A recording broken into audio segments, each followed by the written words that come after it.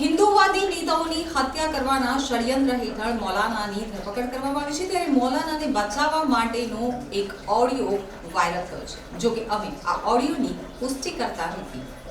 હિન્દુવાદી નેતાઓની હત્યા કરવા માટે ષડયંત્ર રચવાના આરોપમાં મૌલાનાની ધરપકડ કરવામાં આવી છે, ત્યારે હાલ મૌલાના રિમાન્ડ હેઠળ છે। મૌલાનાને છોડાવવા માટે થઈને તૈયારીઓ ચાલતી હોવાની વાતચીતનો ઓડિયો ક્લિપ વાયરલ થયો છે। જો કે અમે આ ઓડિયો ક્લિપની પુષ્ટિ કરતા નથી। વાયરલ ઓડિયો ક્લિપને લઈ ગૃહમંત્રી હર્ષ સંઘવીએ જણાવ્યું છે કે કોંગ્રેસના નેતા દ્વારા મદદ કરવાની વાત જે કરાઈ છે તે દુઃખદ છે।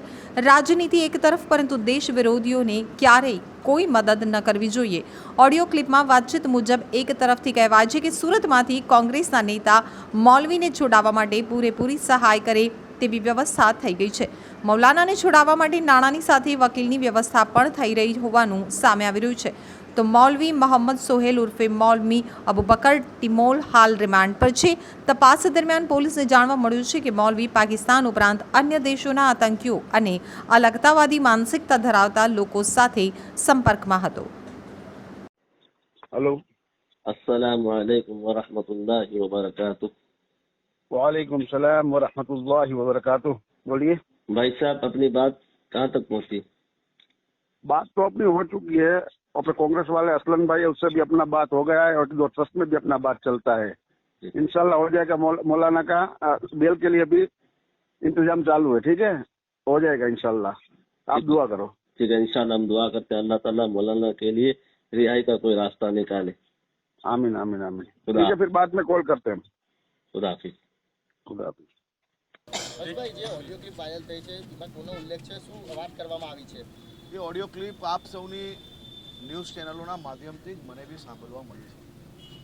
એમાં ખાસ કરીને જે ન્યૂઝ ચેનલનું કહેવું છે એ પ્રકારે કોઈક મૌલવી અને કોઈ કોંગ્રેસના નેતાની વાતચીત થઈ રહી છે અને એમાં ખાસ વર્ણન કરવામાં આવે છે કે कांग्रेस के असलम भाई से बात हुई है, वकील की व्यवस्था करके जामीन की व्यवस्था हो। આ ખૂબ દુઃખનો વિષય છે। તમારી ચેનલોના માધ્યમથી મને આ સાંભળવા મળ્યું અને આપ સૌ લોકોએ બી જોયું છે।